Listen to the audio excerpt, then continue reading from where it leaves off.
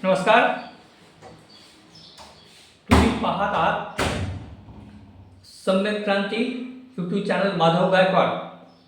बंधू आणि भगिनी आणि मित्रांनो, बिहारमध्ये विधानसभेची निवडणूक होऊ घातलेली आहे आणि विधानसभेच्या निवडणुकीमध्ये महागठबंधन म्हणजे भारतीय जनता पार्टी व नितीश कुमार, सध्याचे जे मुख्यमंत्री आहेत नितीश कुमार यांची पार्टी व भाजप यांची युती आहे व त्या युतीच्या विरोधात म्हणजे सत्ताधारी पक्ष आहे सध्या तो, त्या सत्ताधाऱ्यांच्या विरोधात महागठबंधन त्या ठिकाणी निर्माण झालं होतं. म्हणजे लालू प्रसाद यादव यांची राष्ट्रीय जनता दल म्हणजे त्यांचा मुलगा लालू यादव यांचा मुलगा तेजस्वी यादव व काँग्रेसचे राहुल गांधी व डावे पक्ष त्याचप्रमाणे झारखंड मुक्ती मोर्चा अशा अनेक विरोधी पक्षांचं महागठबंधन बनवून या भारतीय जनता पार्टी आणि नितीश कुमार यांना पारभूत करायचं अशा पद्धतीचं बिहारमध्ये वातावरण तयार झालं होतं. आणि राहुल गांधींच्या बिहारमध्ये अनेक सभा आणि त्यांचे मोर्चे आणि त्यांनी त्या ठिकाणी बिहारमध्ये कार्यक्रम केला आणि वातावरण निर्मिती केली. परंतु जागा वाटपाच्या संदर्भामध्ये या महागठबंधन जे बनलं होतं त्यांचं काही जमलं नाही आणि काँग्रेसला अधिकाधिक जागा हव्या आहेत आणि तेजस्वी यादव हे काँग्रेसला अधिक जागा द्यायला मागत नाहीत. त्याचप्रमाणे डावे पक्ष असतील किंवा झारखंड मुक्ती मोर्चा असेल यांना देखील जास्त जागा सोडल्या जात नाहीत आणि बिहारमध्ये तेजस्वी यादव म्हणजे लालू प्रसाद यांचा राष्ट्रीय जनता दल हाच प्रभावी पक्ष आहे आणि ते सत्तेमध्ये येतील अशा पद्धतीचं एक वातावरण आहे असं त्यांचं म्हणणं आहे. आणि म्हणून तेजस्वी यादव हे काँग्रेस व इतरांना जास्त प्रमाणात जागा सोडत नाहीत आणि म्हणून हे महागठबंधन तुटल्या जमा आहे आणि ते वेगवेगळे लढतील अशा परिस्थिती त्या बिहारमध्ये झाली आहे आणि त्याचा फायदा भाजपला व नितीश कुमारांना होणार हे त्या ठिकाणी सध्या तरी जाणवत आहे. तर तशीच परिस्थिती महाराष्ट्रामध्ये देखील होण्याची शक्यता आहे. महाराष्ट्रामध्ये येऊ घातलेल्या महानगरपालिकांच्या निवडणुका, नगरपालिकांच्या निवडणुका, जिल्हा परिषदांच्या निवडणुका आणि पंचायत समित्यांच्या निवडणुका या निवडणुकीला सामोरं जाण्यासाठी फडणवीस साहेब, अजित पवार आणि शिंदे साहेब यांची जी युती आहे त्या युतीला पराभूत करून काँग्रेस असेल, शिवसेना उद्धव ठाकरे आणि दुसरे छोटे मोठे पक्ष या सर्व पक्षांना एकत्रित करून म्हणजे महाविकास आघाडी बनवून आपल्याला या निवडणुकीला सामोरं जायचं अशा पद्धतीचे एक हालचाली महाराष्ट्रामध्ये सुरू आहेत. आणि या महाविकास आघाडीमध्ये राज ठाकरे यांच्या मनसे या पक्षाला देखील घ्यायचं अशा पद्धतीचं एक वातावरण तयार होत होतं. त्याचप्रमाणे उद्धव ठाकरे, राज ठाकरे हे एकत्रित येऊन त्यांची देखील युती होण्याची आता संभावना फार मोठी झालेली आहे. तर आणि काँग्रेस हे राज ठाकरे यांना त्यांच्या महाविकास आघाडीमध्ये घेतील का किंवा राज ठाकरे हे काँग्रेसबरोबर त्यांच्या आघाडीमध्ये युती करतील का असे अनेक प्रश्न सध्या उपस्थित राहिलेले आहेत. परंतु सर्व विरोधी पक्ष एकत्रित येऊन असं एक वातावरण महाराष्ट्रामध्ये तयार केलं आहे की जसं मतदार याद्यांचा घोळ या संदर्भामध्ये राज ठाकरेसहित काँग्रेस आणि इतर सर्व विरोधी पक्ष हे एकत्रित येऊन त्यांनी निवडणूक आयोगाला अधिकाऱ्यांना भेट घेतली आणि ते आता एक मोर्चा देखील मोठा मोर्चा काढणार आहे. म्हणजे सर्वच विरोधी पक्ष एकत्रित सध्या कार्यक्रमाच्या माध्यमातून येत आहेत. परंतु जागा वाटपाचा प्रश्न ज्यावेळी येईल त्यावेळेला बाकी हे महागठबंधन आणि ही महाविकास आघाडी बिहारप्रमाणेच जे बिहारला महागठबंधन झालं होतं आणि ते फुटलं तसंच हे महाविकास आघाडी देखील फुटण्याची शक्यता जास्त आहे.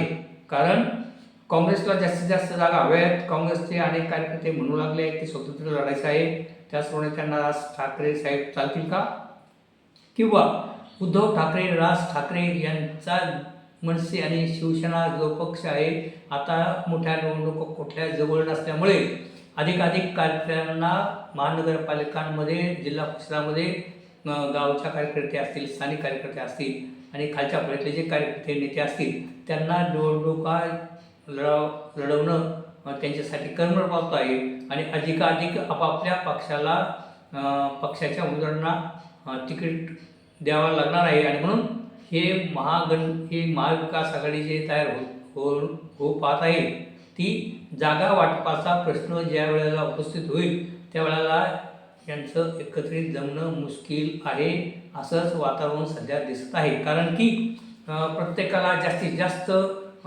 सीट हव्या आहेत. म्हणजे आता मनसे आणि उद्धव ठाकरे यांची शिवसेना यांचे जागा वाटप देखील सुकर होईल अशी शक्यता आहे. कारण एक जाणवतं की जास्तीत जास्त कार्यकर्त्यांना तिकीट देण्यासाठी आणि दोन्ही पक्षांच्या कार्यकर्त्यांना नाराज न करता अधिकाधिक संधी देण्यासाठी राज ठाकरे व उद्धव ठाकरे हे महाविकास आघाडीमध्ये राहतील ही शंका कमी आहे. कारण हे दोघं भाऊ मिळूनच या महानगरपालिकाच्या निवडणुका आणि इतर निवडणुकीला सामोरं जातील असंच आपल्याला वाटते. कारण काँग्रेसला अधिकाधिक जागा हव्या आहेत आणि त्याचप्रमाणे इतर पक्षांना देखील जास्त जागा हवे आणि हे जास्तीत जास्त जागा इतरांना देऊन मनसे असेल किंवा शिवसेना उद्धव ठाकरे यांच्या कार्यकर्त्यांना कमी जागा मिळतील. म्हणून मनसे व शिवसेना उद्धव ठाकरे हे या महाविकास आघाडीमध्ये राहतील ही शक्यता नाही. तर या महाराष्ट्रामध्ये होऊ घातलेल्या या महानगरपालिकांच्या निवडणुकीमध्ये प्रकाश आंबेडकर यांचा वंचित बहुजन आघाडी देखील महत्त्वाची भूमिका बजावणार आहे. कारण प्रकाश आंबेडकर यांच्या वंचित बहुजन आघाडीची निवडणुकीच्या संदर्भामध्ये प्रचंड चांगली तयारी चालू आहे. सुजात आंबेडकर हे तरुण नेतृत्व जिल्ह्यामध्ये, तालुक्यामध्ये फिरत आहे आणि त्यांच्या सभा अत्यंत प्रचंड होत आहे. आणि म्हणून प्रकाश आंबेडकर यांची जी ताकद आहे ती ताकद देखील इतरांचा फायदा करेल किंवा इतरांचा तोटा करेल. अर्थात माननीय प्रकाश आंबेडकर यांना उद्धव ठाकरे व प्रकाश आंबेडकर यांची युती झाली होती. त्यांनी हातात हात घेऊन वर हात केले होते. तशा प्रकारचे फोटो आले होते, पेपरला बातम्या आल्या होत्या, वर्तमानपत्रात बातम्या आल्या आणि सगळ्या समाज माध्यमामध्ये विधानसभेला निवडणूक युती त्यांची झाली होती. परंतु जागा वाटपाच्या संदर्भामध्ये ती युती फिसकटली आणि आता देखील या महानगरपालिकाच्या निवडणुकीमध्ये उद्धव ठाकरे व प्रकाश आंबेडकर यांची युती होईल ही शक्यता नाही. आणि म्हणून राहिला काँग्रेस व प्रकाश आंबेडकर.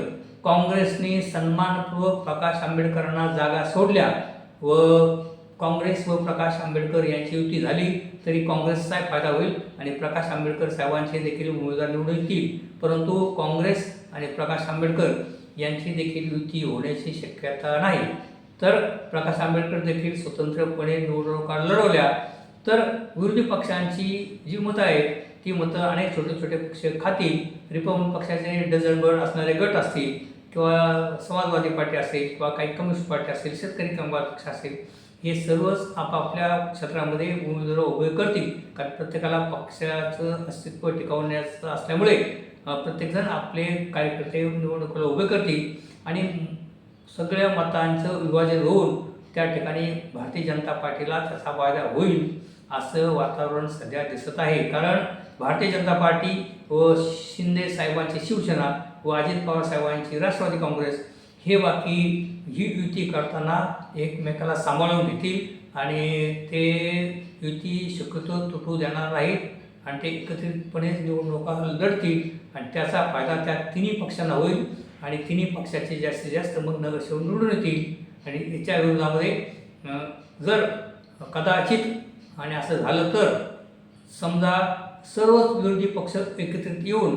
या भारतीय जनता पार्टी आणि त्यांच्या मित्रपक्षांना सामोरं गेले तर बऱ्याचपैकी भारतीय जनता पार्टी व मित्र पक्षांचं नुकसान होऊ शकतं. परंतु तशी शक्यता नाही. कारण जागा वाटपाच्या संदर्भामध्ये शिवसेना असेल, काँग्रेस असेल, प्रकाश आंबेडकर साहेब असतील किंवा इतर जे छोटे मोठे पक्ष असतील किंवा त्याच्यामध्ये मनसे पक्ष असेल, यांच्या ज्यावेळेला प्रत्यक्ष जागा वाटपाला ही मंडळी एकत्र ज्यावेळेला एका टेबलावर बसतील आणि जागा वाटपाच्या संदर्भामध्ये अंतिम बोलणं होतील, त्यावेळेला बाकी यांची युती फिसकटल अशी शक्यता नाकारता येत नाही.